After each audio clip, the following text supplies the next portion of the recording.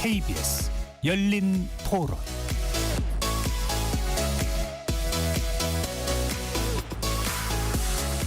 안녕하십니까. KBS 열린 토론 배종찬입니다. 매주 월요일에는 여야를 대변하는 네 분과 함께 정치권 현안들을 꼼꼼히 짚어보는 여의도 내변인들로 여러분들을 만납니다. 이재명 대통령 오늘 오후 임시국무회의를 주재하고 조국 전 조국혁신당 대표 부부를 포함해 83만 6,687명에 대해 특별 사면을 단행했습니다.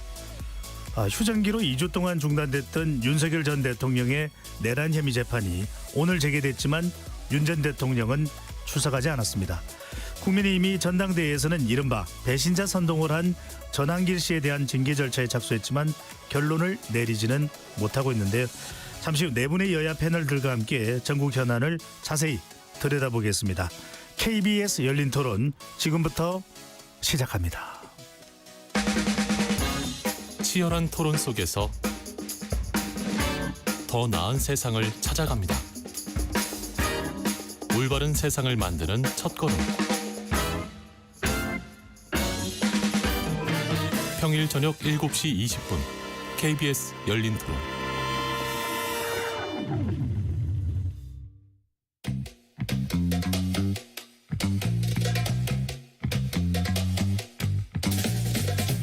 네 명의 대변인들이 함께하는 정치 현안 토크 여의도 내변인들.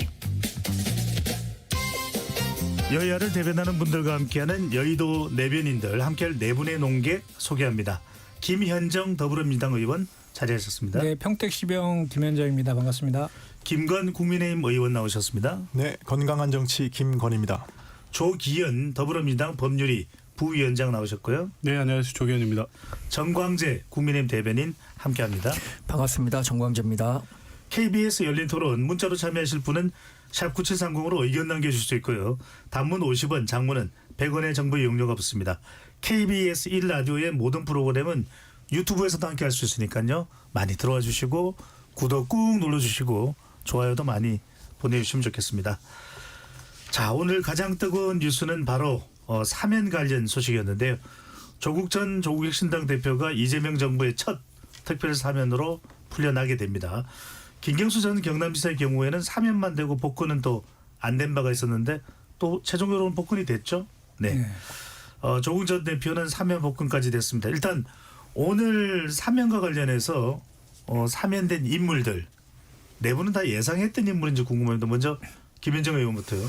네, 뭐 이미 사면심사위원회 명단인데 올라가 있고 사면심사위원회 하기 전에 뭐 대통령실하고 법무부 간에 사전에 좀 협의를 한다라는 게 그동안의 관례였잖아요. 그래서 예상은 좀 했습니다. 예상은 좀 했고 사실 그 사이에 이제 이런저런 이제 그 여론들도 그렇고 또 야당에서도 비판적인 분들이 좀 조국 전 대표라든지 윤미향 전 의원 같은 경우는 비판적인 것도 있었지만 그럼에도 불구하고 오늘 이제 전격적으로 특별사면 발표를 한 것은 원래는 이제 내일 화요일 날 정례 국무회의에서 할 것으로 예상이 되었었는데 아마도 그랬던 것 같습니다. 그러니까 그 휴가 기간 동안에 대통령께서 많이 이제 수기를 했던 것 같고 이게 논란이 계속 지속되면 좋을 게 없다고 판단을 해서 또 내일 국무회의에서는 60여 건의 안건들이 있어서 토론과 또 보고 안건도 있어서 이 안건만 따로 빼가지고 오늘 그냥 하루 당겨서 이렇게 한 것이라고 보고 결국은 대통령의 사면권이라는 것은 그 이제 상권 분립하에서 사법부에 대한 견제와 균형을 하라고 대통령에게 준 고유 권한 아닙니까? 그래서 이제 사법부의 그 재판의 내용에 대해서 다른 관점을 갖고 있는 경우에 그것을 시정하는 그런 기능도 있다라고 봤을 때 대통령이 이제 여러 가지를 종합적으로 판단해서 사면을 결정한 것이라고 생각하고 그건 좀 존중되어야 된다 이렇게 생각합니다. 예. 대통령의 고유한 사면권 존중되어야 된다라는 김현정 의원 말씀인데 국민의힘에서는 엄청나게 반발하고 있습니다. 조국 전 대표뿐만 아니라 윤미향 전 의원, 최강욱 전 의원까지 포함이 되어 있는 또 은수미 전 성남시장도 포함이 되어 있습니다. 김건 의원은 오늘 사면자들 물론 국민의힘 보수 쪽 인사들도 포함이 되어 있습니다. 어떻게 보시는지요? 그러니까 정치인에 대한 그 사면이니까 결국은 정치적으로 긍정적 효과를 얻어야 의미가 있지 않겠습니까? 근데 그 달리 말하면 사면을 하고 나면 국민들께서 이게 참 잘했다. 그다음에 국민들이 통합되고 이런 효과가 났어야 되는데 지금 정반대로 막 논란이 엄청 커지고 있지 않습니까? 그래서 뭐 심지어 이게 뭐 보은설까지 나오고 있고 그다음에 8.15에 뭐 위안부 할머니 후원금을 횡령한 사람 어떻게 풀어주느냐 이런 얘기가 나오고 그래서 지금 뭐 리얼미터 지지율도 하락하고 이렇게 보이고 그래서 이게 참 이 국민 여망을 따라가려고 하면 처음에 이제 정부 시작하셨을 때 초심 그거를 유지하셔야 되는데 벌써 좀 잃어버린 게 아닌가 그런 생각이 듭니다. 네. 조계현 부위원장은 어떻게 보십니까? 사면권이라는 게 또 법적인 상황과 또 무관할 수는 없을 텐데요. 그 이번 특별 사면이 이재명 정부 출범 이후에 이제 첫 특별 사면인데다가 조국 전 대표도 윤미향 전 의원 같이 상징적인 인물이 부각되다 보니까 여러 비판의 목소리가 나오는데요. 뭐 야당으로서는 그럴 수 있다고는 보는데 뭐 어떤 그 기준이 있어야 되잖아요. 특별 사면이라는 건 대통령의 고도의 통치 행위니까 정치적으로 뭐 국민 여론 물어봐서 지지 높을 때 하고 낮을 때 안 하고 뭐 이런 건 아니니까. 근데 이제 비판을 하려면 그러면 송원석 대표가 내민 보수 진영 인사들은 뭐 특별히 문제가 없어서 아니면 억울한 옥살이를 해서 사면 명단에 넣어달라고 하신 건 아니잖아요. 그러니까 사면권은 그렇게 행사되는 겁니다. 2024년 광복절 특사도 보면 그때 정치인 사면이 55명이었어요. 지금 이번 사면의 2배고 그때 원세훈 전 국정원장 등 절대 해서는 안 된다는 비판율이 대단히 높았습니다. 그런데 윤석열 대통령이 훨씬 대규모의 정치인 사면 했잖아요. 뭐 그때 당연히 민주당도 비판을 했죠. 그런데 사면권은 그렇게 행사되는 겁니다. 그래서 민주당 대변인이 오늘 밝힌 것처럼 조국 혁신당 내지 조국 전 대표가 검찰권의 남용에 의해서 희생된 측면이 분명히 있다는 측면에서 보면 사면돼야 된다는 뭐 지지하는 여론도 꽤 있고 반면에 뭐 어쨌든 유죄 확정된 사실이 아직 국민 정서상 받아들이기 힘든 부분이 있다라는 반대 여론도 있지만 뭐 그 여론을 잘 살피면서 대통령이 특별 사면을 한 국민 통합의 어떤 취지, 목표 이 부분이 잘 살려질 수 있도록 하는 게 중요하죠. 어쨌든 이게 국민 통합이 그냥 말로서가 아니라 12.3 비상계엄 내란 이후에 사회가 온갖 뭐 이념, 진영으로 갈라져서 갈등이 극심한 상황이기 때문에 여야 정치인을 좀 포함해서 하는 사면은 충분히 현실적으로도 국민 통합의 의미는 있다고 봅니다. 알겠습니다. 김건희 의원께서 지지율을 말씀해 주셔가지고 오늘 소개드리는 모든 조사는 중앙선거연조사심의위원회 홈페이지에서 확인 가능합니다. 리얼미터가 에너지경제신문의 의뢰로 지난 4일부터 8일까지 무선 자동응답 조사 결과였고요. 이재명 대통령 국정수행에 대해 어떻게 평가하는지 물어본 결과 잘하고 있다. 긍정평가가 56.5%로 취임 후에 가장 낮은 수준으로 나타났습니다. 정은수 대변인은 이 조국 전 대표 부부죠. 또 윤미향 전 의원, 최강욱 전 의원, 은수미 전 성남시장 등 어떻게 보시는지요? 일단 우리 정치권이요. 대통령의 헌법적 권한인 사면권을 마치 이 전리품으로 생각하고 있는 것 아닌가라는 생각을 지울 수가 없습니다. 이번에 취임하신 지 불과 2달 조금 지났고요. 처음 있는 사면인데 전 대통령 사면권 당연히 행사될 수 있는 그 권리라고 생각합니다. 그러나 취임 첫 해에 그동안 해왔던 역대 대통령들의 사면권 행사를 봤을 때 이렇게 논란이 될 만한 인물들에 대해서는 좀 자제했었던 것 같아요. 민생사범 중심으로 했었고. 그런데 워낙 이번 그 대선이 특별한 상황에서 치러졌잖아요. 탄핵에 이어서 바로 치러진 대통령 선거였고 3당이라고 할 수 있는 조국혁신당에서 대선 후보를 내내 안 내내 이렇게 고민하다가 결국엔 내지 않았습니다. 근데 내지 않을 때부터 그러면 본인들이 이번에는 민주당 후보인 이재명 대통령을 후보를 돕고 그 과실로서 조국 전 대표에 대한 사면 복권을 얻을 것이다. 이런 예상 충분히 했었잖아요. 그런데 그 예상 하나도 틀리지 않고 시기도 굉장히 이른 시기에 이루어졌는데 이것에 대해서 어떻게 국민 통합의 관점에서 사면을 단행했다라고 할 수 있는지 모르겠고 오늘 강유정 대통령실 대변인이 이런 얘기를 했더라고요. 조국 전 대표는 야권 인사다. 그러니까 여당권 인사보다 야권 인사들에 대해서 더 폭넓은 사면권을 행사했다 이렇게 얘기를 하는데 이거야말로 이 하늘로 손바닥 그러니까 손바닥으로 하늘을 가리는 격 아니겠습니까? 조국 전 대표를 야권 인사라고 이렇게 얘기한다면 거기에 동의할 수 있는 우리 국민들이 얼마나 될까요? 자, 조국 전 대표가 이제 곧 사면 복권 확정돼서 나오게 되는데 김현정 의원께 여쭤봅니다. 지금 범여권 내 정치 역학에 있어서 태풍이 몰아칠 것이다. 이런 이야기를 합니다. 조국 전 대표가 돌아오면은 뭐 국회의원 보궐선거에서도 출마할 수 있고 내년 지방선거에서도 민주당과 상당히 경쟁하는 구도. 서울시장 선거도 부산시장 출마설도 나옵니다. 어느 정도의 태풍이 될까요? 일단은 그 조국 전 대표 같은 경우는 유력한 이제 차기 대선 후보급이 됐잖아요. 그것은 그렇게 체급을 키워준 것은 윤석열 씨였죠. 사실은 그 윤석열 총장 시절에 검찰 개혁 강하게 추진하는 과정에서 제거하기 위해서 그렇게 정치 수사하고 기소했던 거 아닙니까? 그거에 대한 반작용으로 그 지금 정치 검찰의 희생양이 되었다라는 것 때문에 이번에 사면 복권된 가장 큰 이유이기도 하거든요.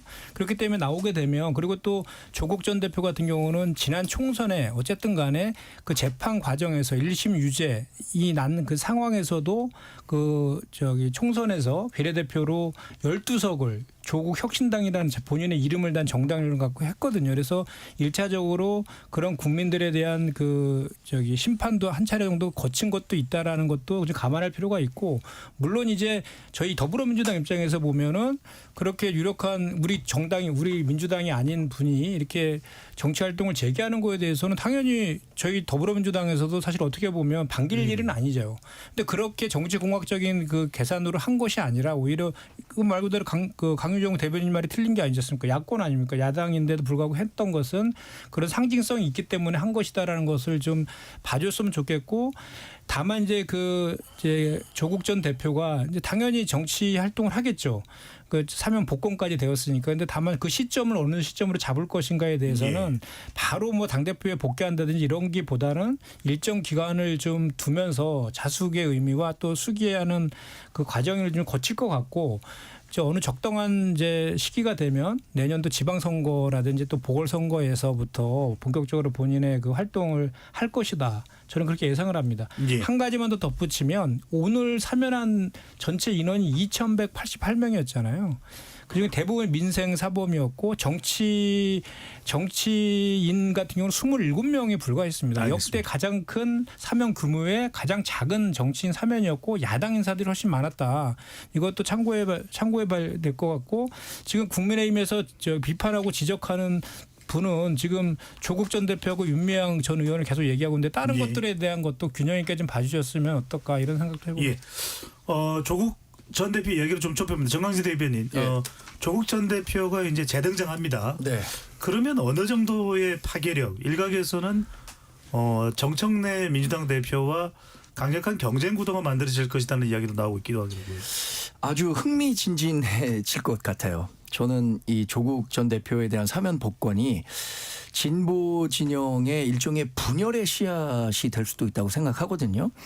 우리가 이제 거대 암석도 보면은 작은 솔방울에서 나온 소나무 씨 하나로 균열이 시작되는 겁니다. 물론 시간이 오래 걸리죠. 사람의 마음이나 이런 것들도 한번 의심하기 시작하면 그 의심이 계속 커져서 관계가 멀어질 수도 있는데, 저는 조국 전 대표가 이제 유력 대선 후보로 등장하는 순간부터 민주당에서도 같은 꿈을 꾸는 분들이 분명히 있을 거 아닙니까? 지금 이재명 대통령의 집권한 지 불과 뭐 2달밖에 되지 않았기 때문에 차기 뭐 주자와 관련한 조사 이런 것들도 여론조사에서는 하지 않고 있죠. 그러나 조국 전 대표처럼 팬덤을 갖고 있고 전국적인 지명도를 갖고 있고 여기에 복권까지 된다면 분명히 정치를 계속하게 될 텐데, 조국 전 대표의 개인 역량을 능가할 수 있는 민주당의 차기 후보군들이 있을까? 그거를 저는 언젠가 이재명 대통령이 후일에 돌아봤을 때 그때 조국 전 대표를 사면 복권해 주지 말았어야 하는데 라고 후회할 날이 있을 것 같아요. 굉장히 지금 큰 변화가 저는 도래할 거라고 생각합니다. 네, 정치공학적으로는 여러 이야기가 나오고 있기도 합니다. 뭐 내년 호남 지역의 지방선거판이 뭐 흔들릴 수도 있다는 얘기가 나옵니다만, 민주당의 박지원 의원은 다른 이야기를 합니다. 합당을 이야기하고 있네요. 조기현 부위원장께서는 이게 당에서 실제 거론되고 있는지, 실제 성사 가능한 건지, 정치구단, 정치 12단으로 불리는 민주당의 박지원 의원은 이념 목표가 같다면 함께 살아야지 왜 다른 집 살림을 하느냐. 통합하면 지선, 총선, 대선 승리한다. 이렇게 주장을 했네요. 뭐 박지원 의원께서 개인적 의견이시죠. 예. 그렇게 생각하시는 분들도 있고 뭐 추미애 의원 같은 경우에는 뭐 또 그 반대 입장을 밝히시기도 했더라고요. 근데 지금은 사실은 크게 의미 있는 어떤 내용들은 아닙니다. 지금 사면 복권될 경우에 이 여권 진영 전반에 미치는 정치적 파장 이후에 정치 상황에 큰 변수가 되는 건 분명하기 때문에 여러 가지 생각들을 많이 해보는 거죠. 한편은 합당도 있지만 선거 앞두고 지난 이 그 호남 지역 재보궐 때처럼 막 치열하게 경쟁하는 상황도 한편에 있어서 그쪽에 계신 분들은 걱정할 거고요, 당연히.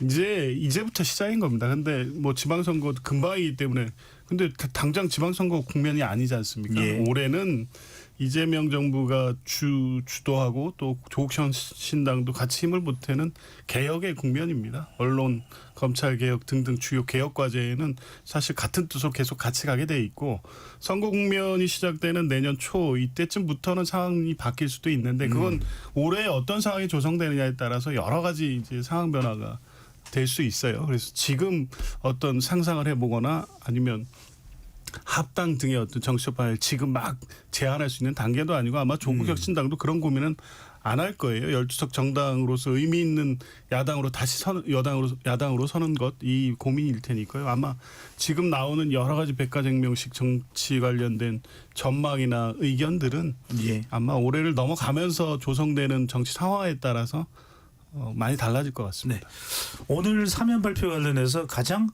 집중되는 것은 윤미향 전 의원입니다. 김건희 의원께서는 어떻게 보시는지. 조국 전 대표야 지금 사면 복권되는 상황에서 문재인 전 대통령도 이야기를 하고 있고요. 그러다 보니까 그것을 이재명 대통령으로서는 무시하기 힘들었을 것이다라는 정치적 분석도 나오는데 윤미향 전 의원을 사면 복권 명단에 넣게 된 배경을 어떻게 보시는지요? 저로서는 사실 좀 납득하기가 힘들어서 네. 그러니까 배경을 추측할 수가 없죠. 뭐 특별한 그런 일이 있었을까? 물론 이제 그 더불어민주당의 의원이셨으니까 뭐 그런 건 있겠지만 또 특히 이제 시기가 좀 그렇지 않습니까? 8.15 경축사니까 뭐 성탄 때 또 기회가 있을 텐데. 예. 그래서 이거 좀 저는 제가 저한테 그걸 물어보시는 건 적절치 않은 것 같고요. 저로서는 좀 납득이 안 된다. 그래서 그 배경 같은 거는 좀 차라리 김현정 의원님이 말씀해 주시면 나을 것 네. 같은데.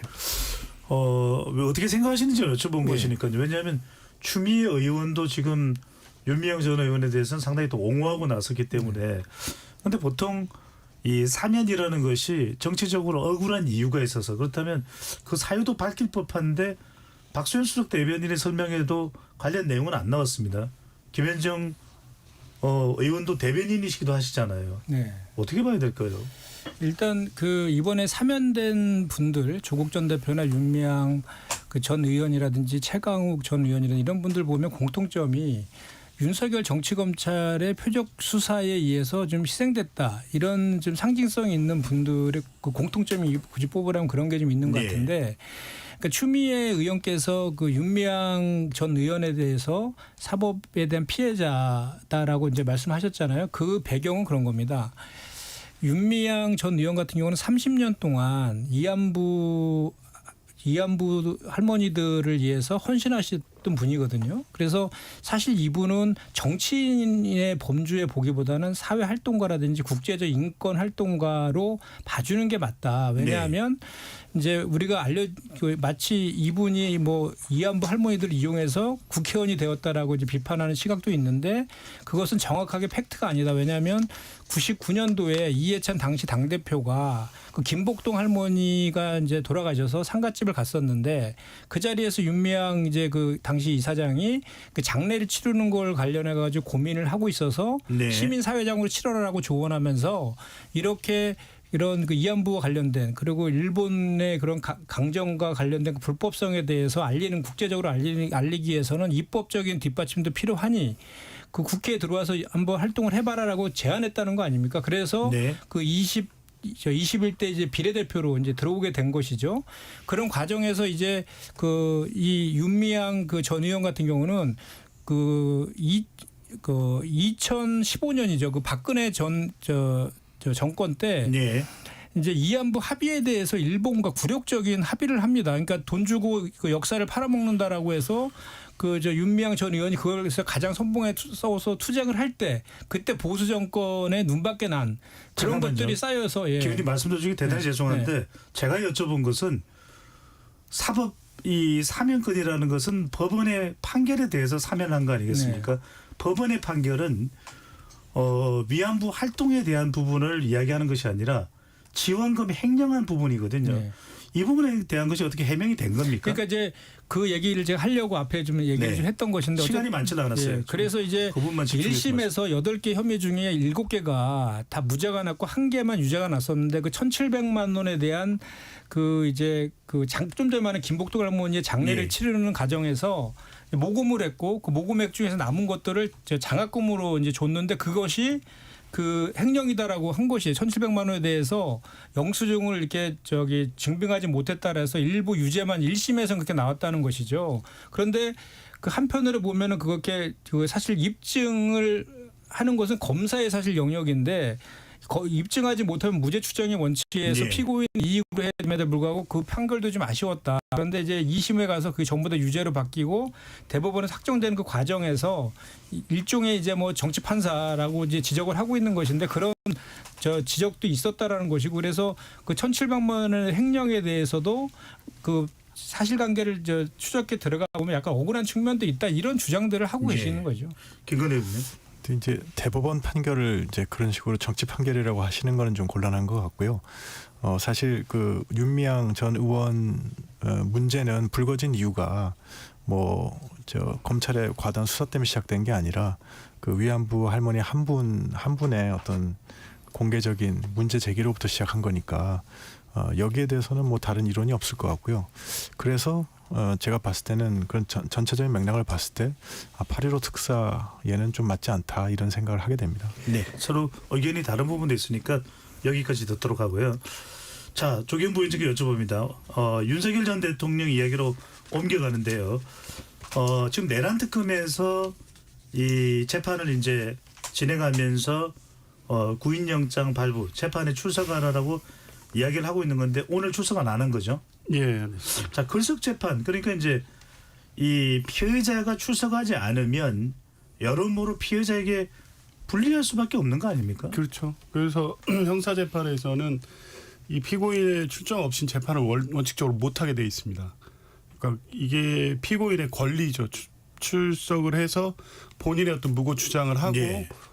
불리한 증거에 대해서는 반박하고 해야 되는데 이게 보장되지 않으면 피고인의 무죄 추정 원칙에도 반하기 때문에 그 보장을 해줘야 되는데 그런데 본인이 거부하는 경우 이런 경우에 이제 걸석 재판 할 수 있게 돼 있습니다. 그건 피고인이 이 재판에 출석하지 않음으로써 받게 될 자기의 불이익을 감내하겠다는 의사표현으로 보는 예. 거니까요. 근데 윤석열 전 대통령은 뭐 지금 수사를 비롯해서 공판도 일체 거부하고 있고 저는 앞으로도 이제 그럴 것 같아요. 그런데 적어도 이 의사를 명확하게 확인하기 전에 이 지금 내란 그 재판부에서는 적극적인 구인 조치를 한 번은 했었어야 된다. 지금 전체적으로 이 사법 절차에 전혀 협조하지 않는 피고인을 단순히 그냥 권리 보장에 대해서 고지만 하고 변호인단의 주장을 그냥 받아들여서 걸석 재판으로 바로 가는 게 맞느냐. 그냥 뭐 지기현 재판장이 아마 지적을 했던 것 같아요. 예. 이건 불이익으로 갈 수도 있다라는 그건 뭐 그냥 당연한 얘기한 것이고 이건 특검 재판이 아니라 제가 다시 정정을 합니다만 지금 지기현 판사 형사 재판인 거죠, 그렇죠? 예, 맞습니다. 내란 예. 우두머리 혐의로 진행되고 있는 특검 이전부터 원래 진행되고 있던 그 재판입니다. 진행되고 있는 재판이고요. 지금 추가 기소된 재판은 아직 그 공판 준비 기일이 예정돼 있는 상황인데 예. 이 재판에서도 이제 계속 출석하고 있지 않기 때문에 구인 시도를 했었어야 됩니다. 특검이 계속 그런 요구를 했다고 하면 적어도 서울구치소에 그 지휘를 보내서 했어야 되는데 그거 안 하고 바로 걸석 재판 가는 이것도 좀 이례적이거든요. 안 그래도 지기현 재판부가 윤석열 피고인에 대해서 너무 특혜를 베푸는 게 아니냐라는 지적이 계속돼 왔는데 예. 이번 역시 인치 시도를 하지 않고 바로 걸석 재판으로 간 것도 그 연장선상에서 비판받을 소지는 분명히 있어 보입니다. 알겠습니다. 내란 특검, 김건희 특검도 일체 출석 조사를 받으라는 것도 응하지 않고 있고 방금 전에 말씀드린 것은 이미 지난 비상계엄 이후에 내란 우두머리 혐의로 형사재판이 진행되고 있는 기존에 진행되고 있는 재판입니다. 여기에도 지금 출석을 안 하고 있습니다. 윤석열 전 대통령이. 정광진 대변인 어떤 의도일까요?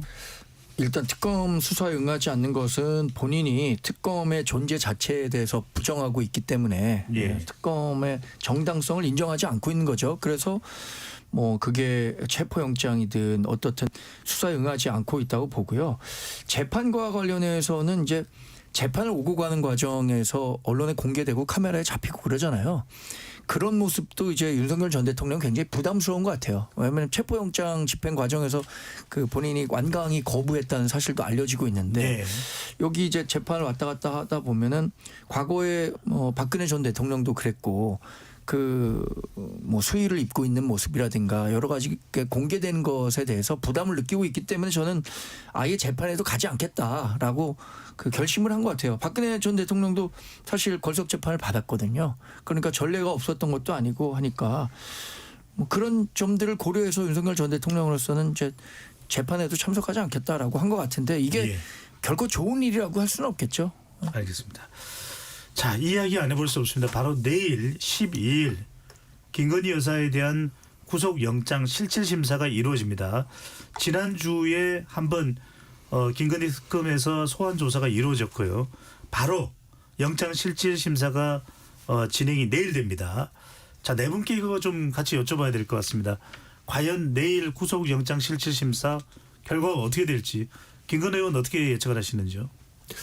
뭐 구속영장 청구서에 지금 뭐 도이치모터스 주가 조작하고 명태균 공천 개입, 건진법사 청탁 의혹 등이 적시됐는데 무려 뭐 840쪽짜리라고 그러더라고요. 예. 근데 아마 이제 내일 심사를 할 때는 재판부가 증거인멸 가능성을 제일 크게 볼 것 같은데 결국 법원이 법리에 따라서 판단할 것이고 거기에 대해서 뭐 어떻게 될 것 같다 그런 걸 예단하는 거는 별로 적절치 않다고 저는 생각해서 예단은 안 하도록 하겠습니다. 예. 김현중 의원께서는 어떻게 그냥 자기 의견을 이야기하시면 되니까요. 당연히 구속 사유가 차고 넘친다고 생각합니다. 그러니까 구속의 사유가 이제 사안의 중대성하고 그 범죄 혐의가 소명된 걸 전제로 예. 해서 증거인멸 도주 우려잖아요.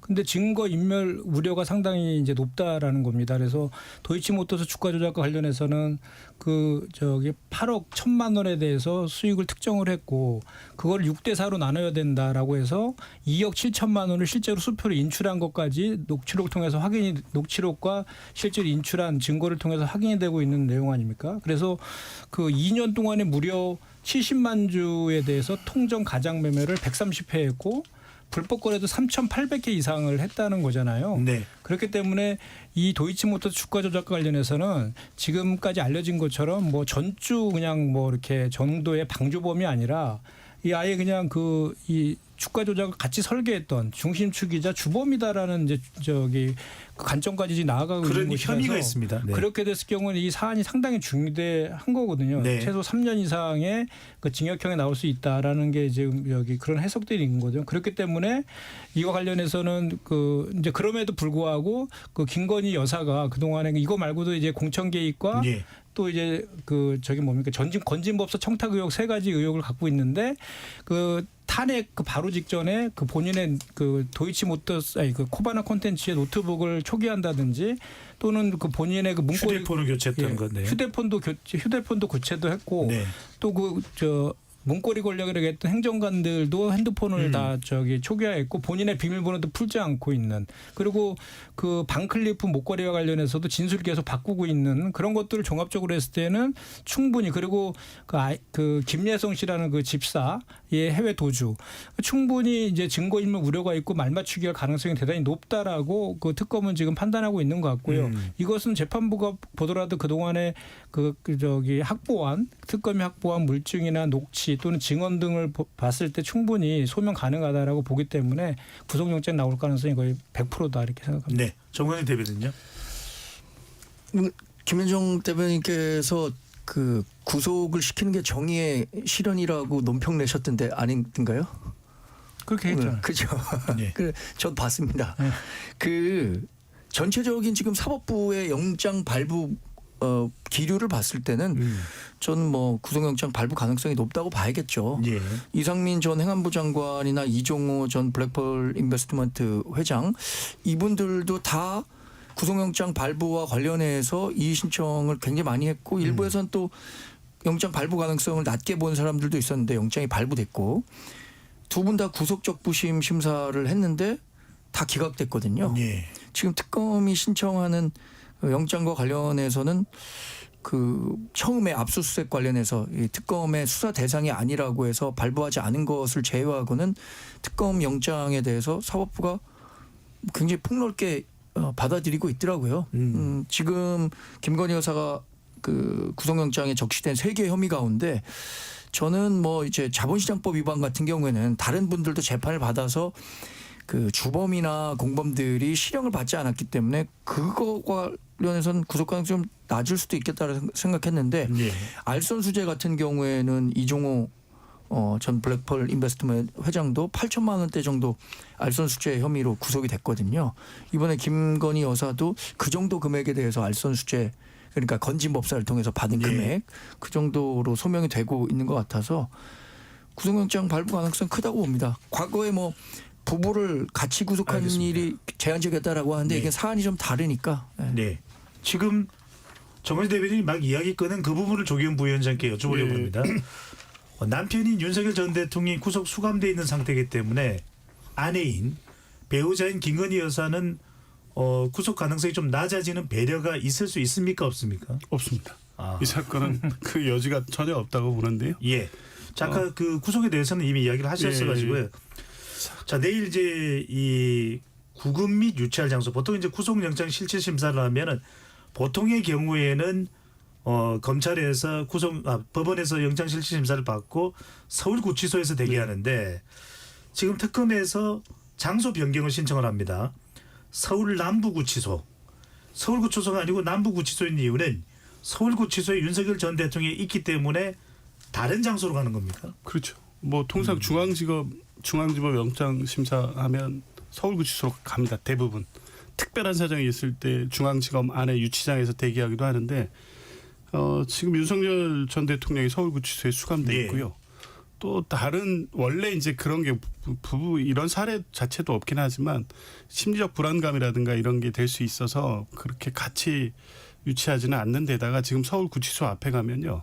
지지자들이 계속 거기 구호 외치고 있고 윤석열 전 대통령이 석방을 요구하면서 계속 있습니다. 김건희 여사까지 아마 그쪽으로 유치를 할 경우에 서울구치소의 이 보안이나 안전 유지에 문제가 생길 수 있다는 점도 고려한 것 같습니다. 아마 네. 그래서 이 대기 장소를 변경한 게 아닌가 조 싶습니다. 위원장님 서울 남부구치소는 위치가 어디입니까?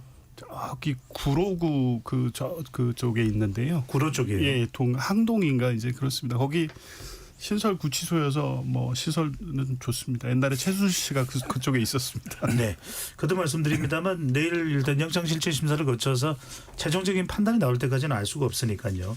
자, 특검 수사 상황도 좀 이야기를 해봐야 될 것 같습니다. 내란 특검팀은 국회 의결 후에 계엄 해제까지 이제 3시간 동안 어떤 일이 벌어졌는지를 알기 위해서 신원식 전 국가안보실장을 재소환했습니다. 신원식 전 국가안보실장은 전 국방부 장관 출신이기도 합니다. 2차 계엄을 모의했던 거 아니냐 이런 가능성을 주목하면서 내란 특검이 이야기를 하고 있는데 김건희 의원께서는 어떻게 보시는지요? 뭐 위법한 혐의가 있는 사안이라면 당연히 수사를 하는 것이죠. 네. 네, 그래서 지금 뭐 그런 방향으로 수사를 하는 게 적절하냐 안 하느냐는 그 혐의가 있느냐 없느냐가 제일 중요할 것 같고요. 거기에 따라서 우리가 지켜보면 되지 않을까 생각합니다. 자, 이제 궁금해지는 건 이제 조경태 국민의힘 의원이 참고인 신분으로 내란 특별검사팀에 출석을 했습니다. 지난번에 안철수 의원은 출석을 안 했죠. 거부를 한 바 있었고 관련한 발언을 보면은 이건 김현정 의원께 여쭤보겠습니다. 네.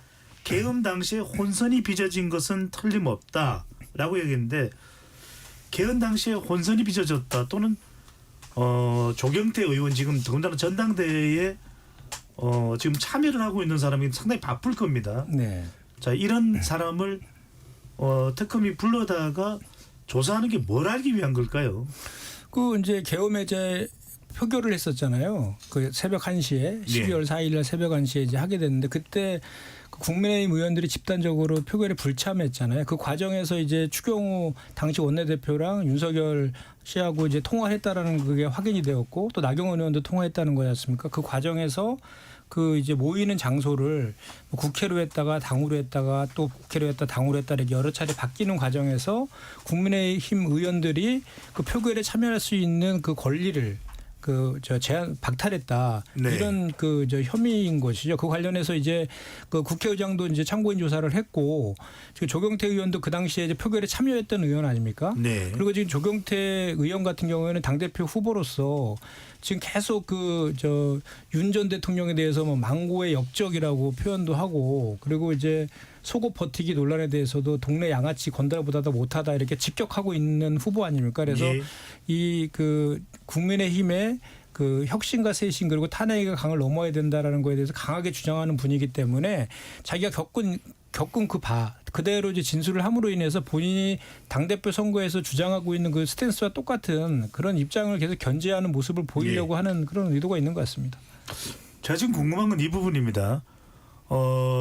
김예지 이 국민의힘 비례대표 의원이죠. 참고인으로 마찬가지 이제 소환을 해서 검찰로 이제 특검으로 조사를 받아가는 모습인데 정광진 대변인께 여쭤보겠습니다. 김예지 의원은 이 시각이 불편한 분으로 알려져 있죠.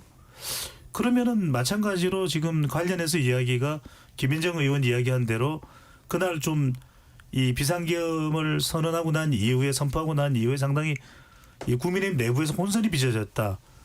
이걸 조사하는 내용이 지금 내란 특검의 어떤 내용과 관련돼 있기 때문인가요? 아마도 추경호 전 원내대표가 계엄 해제를 위한 국회 소집을 하는데 네. 거기 우리 당 의원들이 당사로 가야 되느냐 국회의사당으로 가야 되느냐 이것과 관련해서 혼선이 있었잖아요. 내란 방조나 내란 방해의 이 계엄 해제의 방해의 그렇죠. 의미가 있다고 보는 계엄 건가요? 해제 표결 과정에 국민의힘 의원들이 거기에 오지 못하도록 하는데 추경호 전 원내대표가 일정 역할을 한 것 아니냐 이런 부분에 대한 책임을 한번 물으려고 확인하려고 하는 게 아닌가 싶고요. 저는 그 조경태 이번에 후보가 내란이 끝나지 않았다. 내란에 동조한 세력이 존재하고 있다. 이거 개인적으로 그렇게 생각하실 수 있다고 생각하는데 내란이 끝나지 않았다라고 하는 것은 지금 정청래 민주당 대표가 하는 얘기인데 우리 당 당대표 후보로 나서는 분이 내란이 끝나지 않았다라고 얘기하는 것에는 굉장히 동의하기가 어렵다. 우리 당에서도 이 발언은 너무 지나치게 많이 나간 발언 아니냐라는 비판들을 사고 있는 것 같아서 좀 아쉽습니다. 그건 하여튼 제가 질문한 거하고 좀 다른 얘기긴 한데요. 자, 김건희 특검팀이 조경 부위원장께 여쭤보겠습니다. 김 여사 순방 때의 목걸이와 관련해서 오늘 서희건설에 대해서 압수수색을 진행했는데요. 서희건설이 무슨 관련이 있다라고 보는 겁니까? 이게 목걸이가 몇 개가 있어가지고 헷갈리실 수도 있는데 네. 반클리프 목걸이입니다. 나토 정상회담에 착용했었던 목걸이요. 이게 무슨 통일교랑 관련된 게 아닌가요? 그거는 그라프 목걸이. 잠깐만요. 예. 그라프 목걸이는 샤넬 통일교와 백이라. 관련돼 있다고 의심을 받는 내용이고 예. 반 클리프는 나토 정상회의에 참석했던 것인데 서희건설하고 어떤 관련 혐의가 지금 예. 조금 조사가 되고 있는 겁니까? 요게 이 나토 정상회담 착용 후에 공직자 재산 신고에 이 신고되지 않았다고 해서 논란이 됐을 때 막 이제 여러 가지 그 소명이 진술이 바뀝니다. 근데 네. 이제 모조품에 관련된 내용들이었어. 다 그래서 결론은 결국에 지금 모친의 환갑 때 선물로 2010년 경쯤에 홍콩에서 모조품을 사서 줬다. 이게 이제 특검 진술인데요. 그 확인된 거는 그 진품이 최초 출시된 게 2015년입니다. 그러니까 이제 모제품에 대한 진술이 전부 다 허위로 보이는 진술이 왔다 갔다 지금 하고 있는데 문제는 그러니까 이게 다른 진품이 있기 때문에 이 허위 진술을 한다는 한 측면에 이제 이 내용이 있고 그러면 찾던 이 목걸이는 진품일 거라는 강한 추정이 있는 거죠. 그런데 네. 확인해 보니 이게 반클리프 목걸이 이 제품이 국내에서 그 시점에 실제 판매된 게 극소수입니다. 몇 개 안 돼서. 이 고가 목걸이 같은 추적이 경우에 됐군요. 추적이 다 돼요. 그래서 압수수색해서 언제 누가 사갔는지를 특검이 확인했고 확인해 보니 그게 서희건설의 회장의 핵심 측근이었습니다. 그런데 어떻게 연결이 되냐면 그 서희건설 회장의 사위가 그 직후에 이 윤석열 정부 출범 초기에 국무총리 비서실장으로 가고 네. 갔다가 부산에서 또 총선에 출마도 합니다.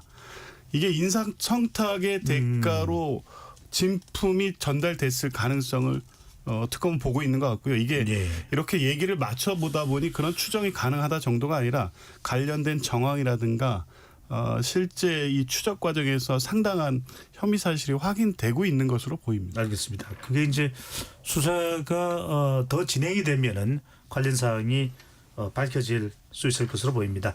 잠시 참여 안내 로고 듣고 KBS 열린 토론 2부로 돌아오겠습니다.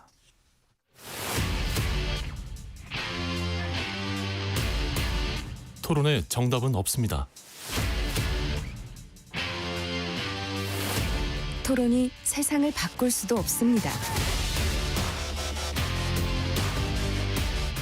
하지만 질문은 새로운 세상을 만들 수 있습니다. 질문으로 올바른 세상을 만드는 첫걸음 KBS 열린 토론.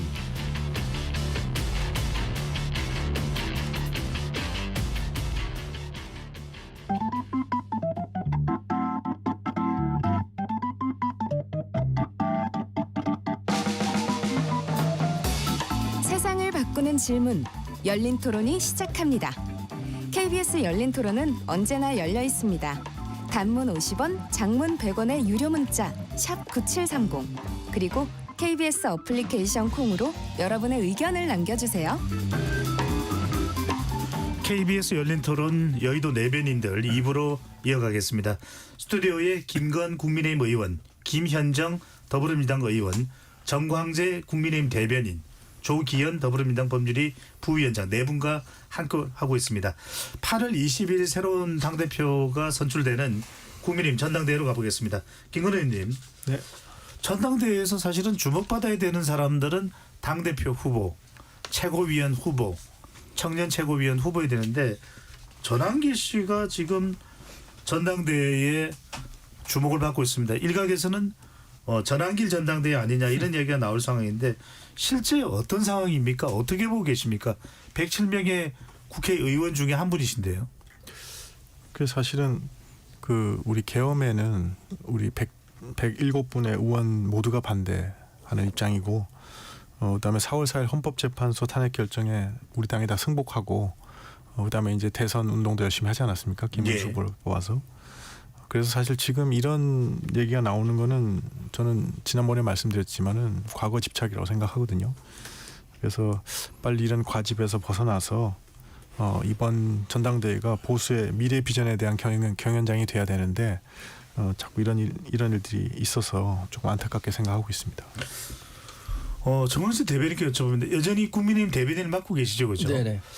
지금 뭐 전당대회에서 후보자들의 목소리는 잘 안 들리고, 근데 정확하게 잘 모르겠습니다. 전당대회 가보면 전환길 씨가 이야기하는 거에서 상당히 많은 사람들이 동조를 하는지, 또 유력 유튜브들, 유명 보수 유튜브들하고 함께 방송 진행하는 것에 대해서 많은 후보자들이나 당 관계자들이 또 신경을 쓸 수밖에 없는 건지, 그럼 국민의힘 지지층들은 전환길 일타 강사를 지지하는 건지 아닌 건지 어떤 상황입니까? 글쎄 이번 8월 22일 전당대회 결과가 나와봐야 전환길 씨가 얘기한 것처럼 본인이 10만 명을 데리고 국회 우리 국민의힘에 입당했다. 본인의 영향력이 충분하다라는 것을 입증할 수 있을 것 같은데요. 예. 전환길 씨 한 사람의 의견이 막 전당대회를 뒤흔드는 것처럼 비춰지는 것은 굉장히 부담스럽죠. 우리 당으로서도.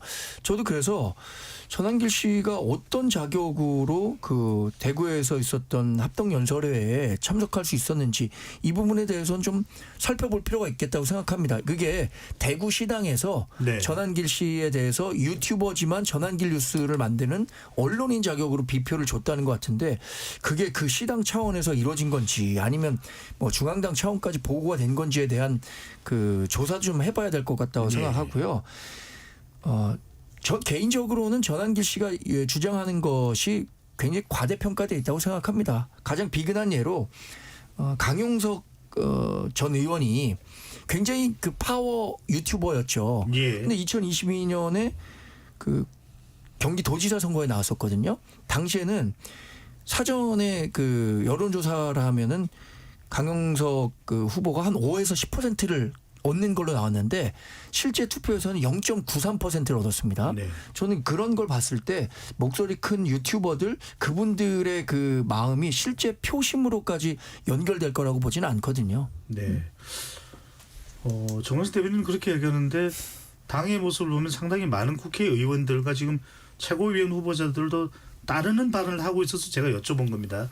자, 여상원 윤리위원장은 오늘 기자들을 만난 자리에서 당사에서요. 14일 빠르면 이 징계에 관련되는 내용이 발표될 것 같은데 간단치가 않다고 이야기하거든요.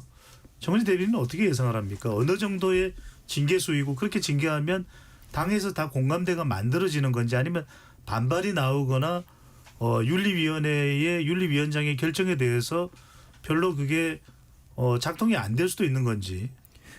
당에서 누군가를 징계한다고 했을 때 뭐 100% 모두를 만족시킬 수 있는 징계안은 불가능하다고 봅니다. 네. 일단 본인은 불복할 거 아닙니까? 그런데 지금 송원석 비대위원장이 윤리위원회를 개최하라고 했고 이 사안을 굉장히 빠르게 처리하고 있거든요. 네. 중대하게 보고 있다는 뜻으로 저는 읽고 있습니다. 그리고 여상원 윤리위원장도 개인적인 의견이긴 하지만 사안이 중대하다라고 판단하고 있어요. 그래서 오늘 뭐 일부 언론 보도를 보면 당장 제명과 관련한 결정이 나올 것이다라고 보도를 한 것도 있는데 오늘 결론이 나지 않은 것은 본인에 대한 소명 절차를 듣지 않고 섣불리 징계 절차가 나왔을 때 여기에 불복해서 법률적 문제가 되기 때문에 네. 이게 다소 늦어졌다는 분석도 있거든요. 저는 14일에 최소 출당 수준 이상의 고강도 징계가 나올 것으로 예상하고 기대하고 있습니다. 네. 김건희님께 제가 여쭤봅니다. 저도 한 40년 가까이 한국 정치판을 분석하고 지켜본 사람인데 보통 이렇게 당의 위기 상황에서 특정 인물에 의해서 당의 정체성이 흔들리고 이러면은 초재선 의원들이 앞장서서 정치 생명을 걸고 뭐 주장도 하고 결의도 하고 있는데 그런 게 안 나오는 이유는 뭘까요? 제가 봤을 때는 이제 쇄신의 길을 가야 한다는 데는 모두 공감을 하고 있는데 근데 이제 그러기 위해서는 아까 말씀드렸던 과거의 집착으로부터 벗어나야 되지 않습니까? 네. 근데 이제 실제로 사실은 그런데 그렇게 생각은 하는데 해보니까 이게 쉬운 일이 아닌 겁니다. 왜냐하면 기본적으로 이게 자기 부정이 이 출발점이기 때문에 누구나 자기가 한 일에 대해서 그러니까 과거에 있었던 일에 대해서를 돌이키는 게 쉽지가 않거든요. 그게 시간이 필요한 것 같습니다. 시간이 필요하고 그래서 그렇지만 인내심을 갖고 하여튼 이 과거에 대한 집착에서 벗어나서 네. 결국은 끊임없이 노력해가는 수밖에 없지 않느냐. 저는 그렇게 생각합니다. 알겠습니다. 김현정 의원께서는 다른 당이긴 하지만 이 국민의힘의 전당대회 와중에 전환길 논란은 어떻게 보시는지요? 이거는 정말 그 민주주의의 기본적인 근본 질서를 짓밟았다고 저는 생각하거든요. 저는 극우 정치 폭력의 주범이다라고 생각해요. 전환길 씨의 그 행동을 보면은. 그런데 저는 오히려 당에서 지금 우리 정광재 대변인은 그 제명을 예상하고 기대한다라고 했는데 저는 출당 이상의 조치입니다. 네, 뭐 그러니까 제명이 될 수도 있겠고요. 근데 제가 봤을 땐 그렇게 될 것 같지가 않아요. 제가 봤을 땐 지금 와서 보면. 왜냐하면 일단은 빠르게 뭐 이렇게 조치를 취했다는데 제가 봤을 때 한참 뒷북을 쳤다라고 저는 생각하거든요. 현장에서 제지도 하지 않았고 언론에서 계속 비판적 기조가 나오니까 전혀 늦게 돼서야 그런 조치를 취한 거거든요. 그런데 이제 그 취한 이후에도 유력한 당대표 후보인 김문수 후보라든지 뭐 장동영 후보는 두둔하고 있잖아요. 그리고 오늘도 그 최고위원 후보 4명이 그 전환길 그 토론에 나가서 면접 보겠다고 또 나간다는 거 아닙니까? 이런 네. 상황에서 김문수 후보가 윤석열도 다시 복당시킬 생각이 있다라고 하고 또 장동혁 후보도 면회 간다라고 하고 있는데 그 두 후보가 가장 유력 후보 아닙니까? 그러면 뭐 예를 들어 제명시키고 뭘 하면 뭐하는 거 다시 복당시키면 그만 아니겠습니까? 그래서 그런 거에 대한 당의 진정성은 제가 봤을 땐 보이지는 않는다라고 저는 생각을 하고 이렇게 계속 그 저는 우려되는 것이 국민의힘이 정말 우리 그 김건 의원님처럼 그렇게 당에 정말 쇄신하고 이렇게 해나가야 되는데 그 방법론에서의 차이가 좀 있다라는 그 정도 가지고는 너무 간극이 크다. 그래서 지금처럼 만약에 김문수 후보라든지 장동훈 후보가 당대표가 된다라고 하면 네. 정말 그 이원정당 해산의 길로 그냥 터벅터벅 가고 있다라는 그 우려가 저절로 듭니다. 네. 왜냐하면 지금 우리 통진당의 사례에서 보면 내란 예비 음모 가지고도 정당이 해산시켰잖아요. 근데 여기는 지금 분명히 이제 내란 재판이 지금 진행 중에 있지만 만약에 유죄 판결이 나면 명백하게 내란 행위를 저질렀다는 게 확정이 되는 거잖아요. 거기에 국민의힘의 많은 의원들도 거기에 지금 같이 연루되어 있다 해서 수사를 받고 있는 상황이라서 그것은 뭐 우리 그 당에서 뭐 이렇게 주장을 해서가 아니라 국민들께서 그런 상황이 이제 확정이 된다라면 국민들께서 오히려 그런 요구들을 강하게 하지 않을까 그런 생각이 저절로 알겠습니다. 조기훈 부위원장께 그래서 여쭤봅니다. 정천대 당대표가 방금 전에 김현정 의원 이야기한 대로 네. 국민의 힘을 향해서 이 날카롭게 세운 각을 전혀 내리지 않고 있습니다. 오늘도 이렇게 이야기를 합니다.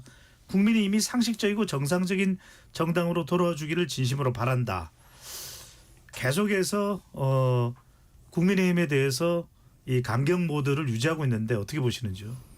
지금 뭐 그럴 수밖에 없는 상황이죠. 그리고 그게 정청래 대표가 원래 강성이라서 그러는 게 아니라 지금 국민의힘의 모습을 보면 그 이상의 평가가 있을 수 있겠습니까? 그러니까 전당대회 때 위헌정당 심판 해산 신청할 수도 있다라고 얘기했던 건 뭐냐면 지금 내란 특검 수사 결과 계엄 해제 표결 결의를 방해한 혐의 사실이 국민의힘 당시 지도부대 일부 의원들에게 인정된다면 그건 내란 뭐 주요 임무 종사에도 해당될 수 있기 때문에요. 그건 정당의 목적이나 활동이 민주적 기본 질서에 반한다는 수사 결과가 되는 겁니다. 그 예. 경우에는 통합진보당 사례에 비추어서도 위헌정당 심판의 요건에 해당될 수 있으니까 그러면 국민들이 그런 요구를 하면 할 수도 있다 이거였는데 지금 이미 그 단계까지 가기도 전에 윤어게인을 얘기하고 윤석열 전 대통령이 복당하면 받아줘야 된다고 얘기하고 부정선거 음모론이 계속 목소리가 더 커지고 있고 이런 상황이 위헌정당임을 스스로 인정하고 있고 그런 세력들이 당을 장악해가고 있다는 게 드러나고 있다고 하면 적어도 그게 헌법적 요건의 문제는 차후 보더라도 예. 지금 정치적 현상만으로도 위헌정당의 길을 가고 있다는 비판은 당연히 나올 수밖에 없는 겁니다. 네. 아까 이제 정광재 대변인, 국민의힘 대변인은 조경태 국민의힘 의원이 참고인 조사를 받으면서 했던 발언 내용이 좀 과하다라고 이야기를 했습니다만 지금 정청래 의원은 위헌정당 해산 심판 청구를 이미 거론한 바가 있습니다. 김건희 의원 이 발언은 어떻게 보십니까? 조경태 의원이 아직도 내란은 끝나지 않았고 당 내에 내란 동조 세력이 존재하고 있다. 그러면 더더군다나 정청래 의원은 위헌정당 해산 심판 청구를 더 강력하게 추진할 가능성이 높을 것 같은데요. 그러니까 이제 그 발언 제가 이제 정치권에 와서 좀 적응을 못하는 제가 공무원 하다 오지 않았습니까? 네. 이게 뭐냐면 이제 자기의 주장을 좀 이렇게 강력하게 각인시키기 위해서 그러니까 좀 강한 표현들을 많이 쓰시더라고요. 제가 이제 적응을 못 하고 있는데 우리 조경태 의원님도 조금 그런 발언하신 거 아닌가 그렇게 저는 이해가 되고요. 다만 이제 우리 정청래 대표께서 지금 그런 말씀을 하고 계신 거는 당 대표 선거에서야 뭐 당선을 위해서 선거 전략으로 좀 강경한 모습 보여주실 수는 있는데 예. 집권 여당의 당 대표가 이제 되셨지 않습니까? 그래서 거기 그 이외에는 좀 그 무게감에 맞는 언행을 보여주는 것이 그 국민들의 기대에 부응하는 것이 아닐까라는 생각을 해봅니다. 네. 김진규 의원께 여쭤봅니다. 정청래 대표의 이 국민의힘 정당 해산 가능성 그냥 일부러 그냥 불러 하는 이야기입니까? 겁주기입니까? 진심입니까? 진심이죠. 그러니까 국민의힘이 이제 공당에서 제대로 야당으로서의 그 공적인 기능, 공당으로서의 제 기능을 찾아야지 여야 관계도 서로 협치 국면으로 돌아갈 수 있는 거 아닙니까? 그럼 지금 사실 내란 종식은 그 이제 국민의 명령이자 시대적 사명이 되었거든요. 그게 예. 종식되지 않으면 어떻게 그 저기 새로운 대한민국을 만들어갈 수 있고 이렇게 민생 경제 이런 것들을 그 여야의 협치라는 이름으로 논할 수 있습니까? 그러니까 내량의 그 탄핵의 강을 국민의힘이 명확하게 넘어주지 않는다라고 하면 그것은 정청래 당대표가 그 법안을 발의해서가 아니라 국민들께서 참지 않으실 거예요. 그리고 저는 이번에 당대표 그 선거 이후에 그런 것들에 대한 이제 요구들이 계속해서 당을 그런 식으로 운영한다라면 요구들이 분출될 거라 생각하고 또 분당의 가능성조차 저는 있다고 봅니다. 말씀하시죠. 네. 저도 김현정 의원님하고 똑같이 생각하거든요. 그 뭐냐면 결국은 당원하고 우리 국민들이 이제 쇄신하지 않는 그 우리 당은 용납하지 않으실 겁니다. 네. 그렇기 때문에 무슨 위헌정당 해산 이런 거를 언급하는 거는 부적절하죠. 제1야당에 대해서 그렇게 한다는 건 민주주의를 안 하겠다는 얘기인데. 김문수 후보가 민주당을 이원정당으로 해산시키겠다고 발언하지 않습니까? 자꾸 그랬으니까 그런 것 같고 그래서 저 국민들과 당원들을 믿으신다면 뭐 그런 얘기는 안 하시는 게 좋을 것 같습니다. 알겠습니다. 정원진 대변인께 여쭤보면 국민의힘은 이런 정각 심리가 내부에 있나요?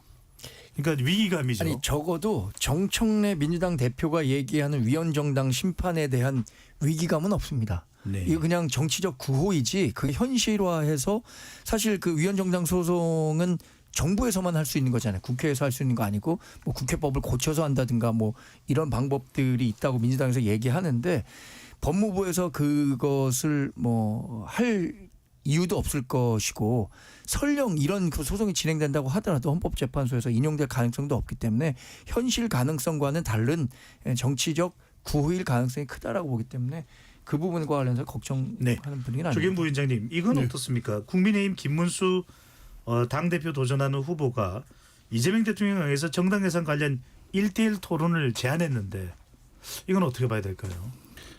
지금 뭐 전당대회니까 그걸로 좀 관심을 끌어보시려고 한 것 같은데 저는 지금 그런 의미가 없죠. 지금 당내 전당대회 과정에서 제기되고 있는 여러 가지 당내 문제나 먼저 풀으시고 그러고 나서도 정말 당원들의 선택을 받아서 대표가 되신다면 그때 지금 제기되는 문제를 어떻게 극복할지 답을 갖고 오시면 모르겠지만 지금 상황은 사실 뭐 이 국민의힘에 나오는 얘기들을 토론을 하거나 손을 잡고 뭔가를 대화할 수 있는 상황은 아니라고 보고 위헌정당 심판 관련해 죄송합니다. 실제 요건이 될 가능성이 있어요. 국민의힘 진짜 걱정하셔야 돼요. 왜냐하면 통합진보당 이 헌법재판소 결정 예를 보면요. 아까 말씀도 하셨지만 예비 음모입니다. 예비 네. 음모도 내용도 굉장히 추상적이고 이게 말이 되냐 이랬는데도 정당을 해산시켜버렸어요. 근데 지금 이 사건은 수사 중인 내용 중에 이제 아까 신원식 그 안보실장 등 부른 이유는 계엄 해제 표결 이후 4시 몇 분 실제 대통령이 담화 발표할 때까지 무슨 일이 있었는지인데 그 내용을 지금 확인해 가고 있는 겁니다. 그때 추경호 원내대표 등이 시간을 지연하면서 2차 계엄을 고민하고 검토했다고 하면 이거는 실제 그 사안 자체만으로도 이 정당의 행위 자체가 활동이 민주적 기본 질서를 위반하는 행위로 판단될 가능성이 매우 높고요. 네. 그 내용들이 노상원 수첩과 결부시켜서 실제 그런 내용까지 논의되는 과정이 나온다고 하면 뭐 그럴 일이 없을 거라고 그렇게 장담하시기는 어려운 상황입니다. 네, 알겠습니다.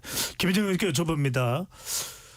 가라앉을 것 같았던 강선우 전 여성가족부 후보자 관련된 논란이 다시 불거지고 있습니다.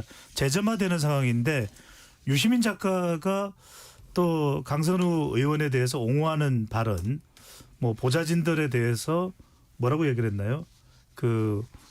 보좌진들의 뭐 능력에 따라서 그렇게 의사결정할 수 있는 건 아니냐라는 뉘앙스로 이야기를 한 것 같고요. 또 정청래 대표는 강선우 의원을 국제위원장 자리도 유임하면서 계속 지원하겠다. 이건 어떻게 봐야 될까요? 일단 유시민 작가 같은 경우는 개인의 이제 의견을 이제 뭐 얘기한 거라고 보고 예. 정청래 당대표 같은 경우는 그 전에 경선 과정부터 강선우 의원에 대해서는 그 동지로서 같이 비가 와도 같이 맞는 게 동지다라고 하면서 그런 입장을 견지해 왔었죠. 그리고 국제위원장을 그 전에 했었는데 대단히 그 업무 처리를 잘했거든요. 그래서 능력 위주로 이렇게 한 것 네. 같고 이번에 그 이재명 대표 시절에도 그랬지만 그 당직을 유임하는 것이 아주 이례적인 건 아니거든요. 저도 대협력위원장 유임했거든요. 그래서 유임한 그 당직자들도 꽤 있고 그래서 그런 그 이제 국제 관계가 지금 하루가 다르게 이제 바뀌고 있고 또 그런 것들을 계속 다른 국가들과 이렇게 그 연관돼서 일을 해왔던 그런 것들이 강선우 의원의 장점이 있기 때문에 네. 유임시킨 것 같습니다. 유시민 작가가 보좌진에 대해서 한 발언은 보좌진 관련돼서 발언은 일을 잘 못해서 잘린 것이었다. 정청래 대변인 정청래 대표의 지속적인 강선우 의원 옹호, 유시민 작가의 발언 어떻게 보시는지요? 유시민 작가가 한 얘기는 명백한 2차 가해죠. 그분이 그러니까 이번에 내부 고발을 한 보좌진들이 일을 잘했다 못했다라는 평가를 지금 유시민 작가가 이렇게 공개적으로 할 수 있을 만큼 자기가 그 책임질 수 있는 얘기인가요? 이분 사실상 인플루언서잖아요. 이런 영향력을 크게 가진 사람이 다른 3자들 그러니까 뭐 익명 속에 숨어서 그런 얘기를 했다고 하는데 아무리 익명이라고 하더라도 지금 내부적으로는 알만한 사람들 다 알 거 아닙니까? 민주당 내에서. 근데 그렇게 특정될 수 있는 사람들에 대해서 일을 잘못했기 때문에 잘린 걸 갖고 뭐 이렇게 문제를 삼는다라고 하는 것 자체가 저는 심각한 명예훼손일 가능성이 크다고 보고요. 예. 유시민 작가가 마치 우리 당의 전환길 강사 같은 역할을 하는 거 아닌가 싶기도 해요. 누가요? 유시민 작가가요. 전환길 강사 같은 역할. 그러니까 근데 유시민 작가는 그래도 민주당 소속이 아니어서 다행이에요. 우리도 전환길 그 강사가 우리 당 소속이 아니라면 오히려 또 뭐 그렇게 들을 수도 있겠습니다. 네. 자, 지지율 이야기를 좀 해봐야 될 것 같습니다. 이재명 대통령 지지율 고공행진 하던 추세였는데 아까 개요는 다 말씀드렸죠.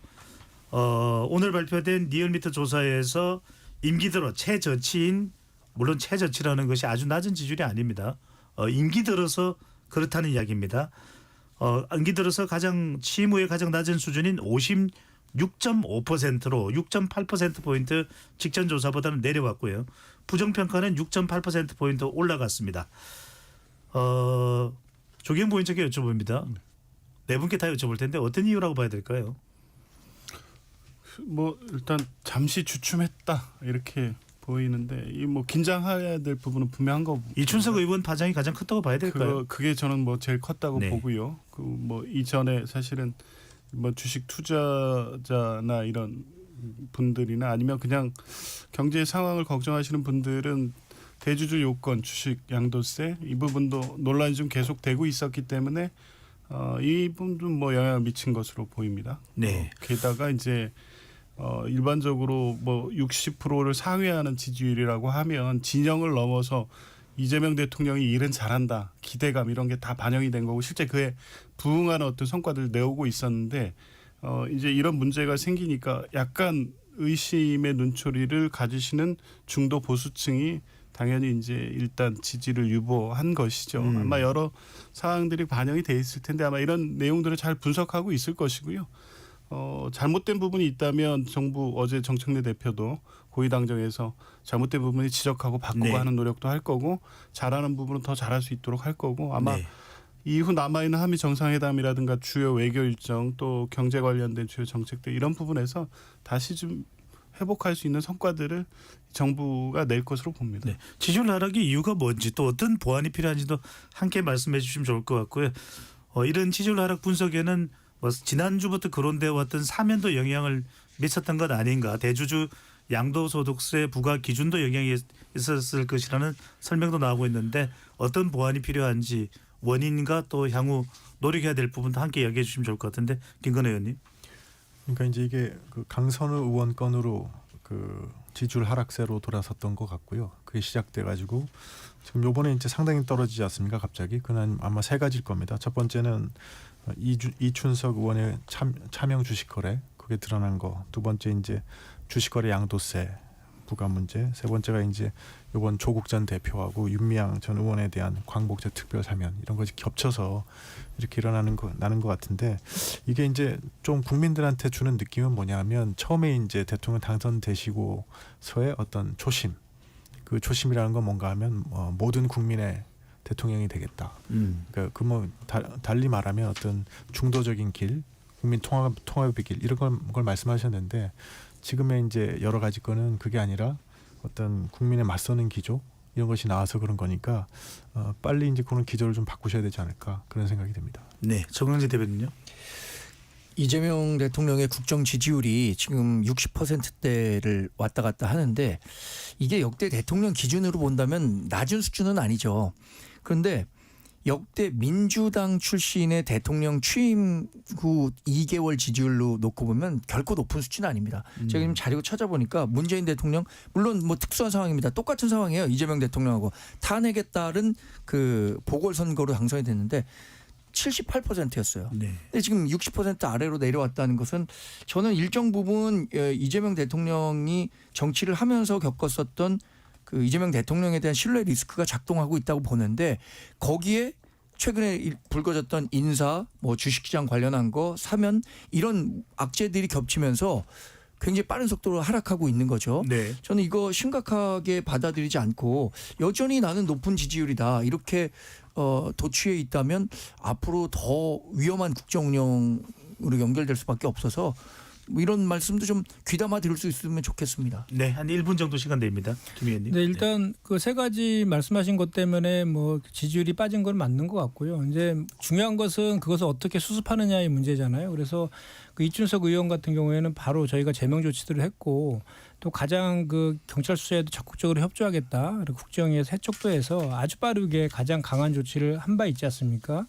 그리고 이제 그 또 하나는 그 주식 양도세 요건 좀 약간 아쉬운 부분인데 어제 고위 당정협의를 통해서 좀 이렇게 정리가 됐으면 더 좋았을 것인데 예. 그것이 추후 이제 추이를 보자라고 해서 그게 좀 약간 아쉬운 측면에 있는데 이제 특별 사면과 관련해서는 조국 전 대표와 관련된 특별 사면에 대해서도 여론조사는 비등했거든요. 예. 47대 47 정도 비슷하게 나와가지고 그리고 항상 정치인 사면할 때는 항상 국민들이 정치 혐오 이런 게 좀 있어서 거기에 비판적이었거든요. 뭐 윤석열 정권 때는 더 심하게 정치인들 사면했지 않습니까? 출마시키기 위해서 막 사면하고 그랬는데 알겠습니다. 그런 영향들이 있는데 이제 이거 어쨌든 대통령이 결단하고 이제 그 넘어간 문제여가지고 이제 이런 것들 그 잘 관리하고 또 이제 지금 한일 한미 정상회담이나 에이펙 준비 이런 것들이 지금 남아 있잖아요. 예. 그런 것들 잘 해나가는 모습 보이면 지지율은 다시 반등하지 않을까 이렇게 생각합니다. 알겠습니다.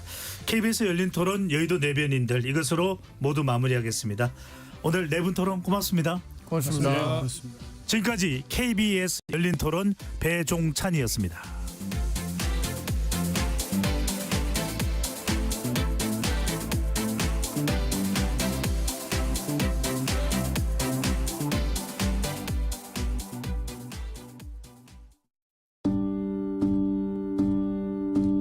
안녕하세요. 곧 첫 아이를 맞이하게 될 예비 아빠 최종봉입니다.